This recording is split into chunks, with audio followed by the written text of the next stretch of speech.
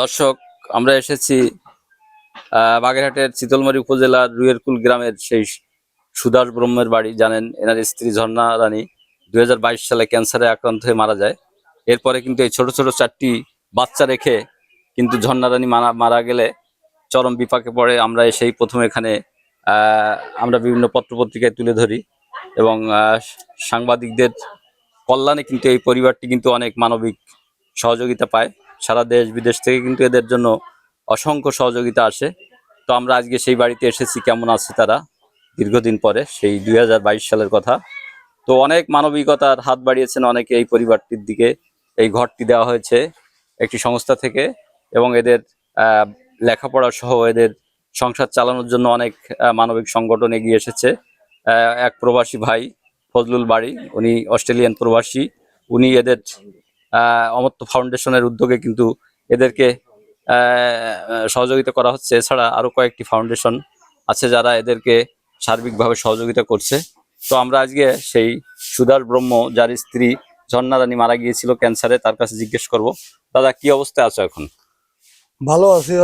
অনেকে সাহায্য বাধা এদের নিয়ে খাওয়া দাওয়া করে স্কুলে যাচ্ছেন, লেখাপড়া করতেছে, খুব ভালো আছে। না, তোমার তো ঘর ছিল না, আশ্রয় ছিল না? ঘরও করে দিয়েছে সংস্থা থেকে, অমর্ত্য ফাউন্ডেশন থেকে। না, অমর্ত্য ফাউন্ডেশন তো এদের পড়াশোনার খরচ দিচ্ছে, আর এটা দিচ্ছে তোমার আমেরিকান ফাউন্ডেশন থেকে। তো শুনলেন যে এখানে কিন্তু অনেকেই এই পরিবারটির দিকে আত্মমানবতার হাত বাড়িয়ে দিয়েছিল। তো এই ছোট্ট ঘরটি একটি সংস্থা থেকে দেওয়া হয়েছে, ড্রিম ব্যান্ড ফাউন্ডেশন। তো এই ফাউন্ডেশনের উদ্যোগে কিন্তু ঘর সহ এখানে একটি পরিবারের যে যাবতীয় যা কিছু, এছাড়া এদেরকে কিন্তু গরু দেওয়া হয়েছিল। এই এই এই যে গোয়ালে কিন্তু গরু দেখতে পাচ্ছেন, এই গরুও কিন্তু বিভিন্ন ব্যক্তি উদ্যোগ এবং সংস্থার পক্ষ থেকে কিন্তু এই পরিবারটিকে দেওয়া হয়েছে। এই যে আজ যেখানে আমরা দাঁড়িয়ে আছি, এই জায়গাটি কিন্তু এখানে পুকুর ছিল, তো এখানে কিন্তু বালু কেটে এই জায়গাটা কিন্তু ভরাট করা হয়েছে।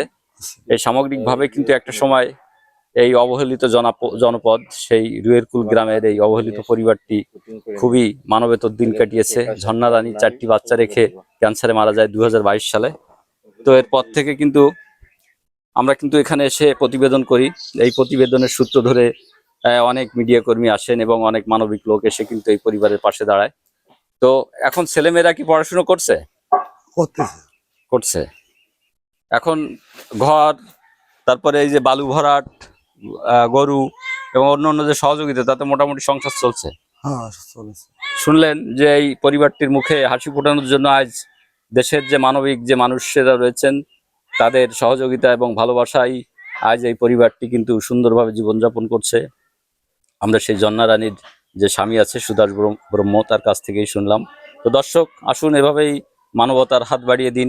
প্রতিটি অসহায় পরিবারের পাশে সকলে মিলে আমরা এগিয়ে আসি, এই প্রত্যাশা রইল সবার কাছে।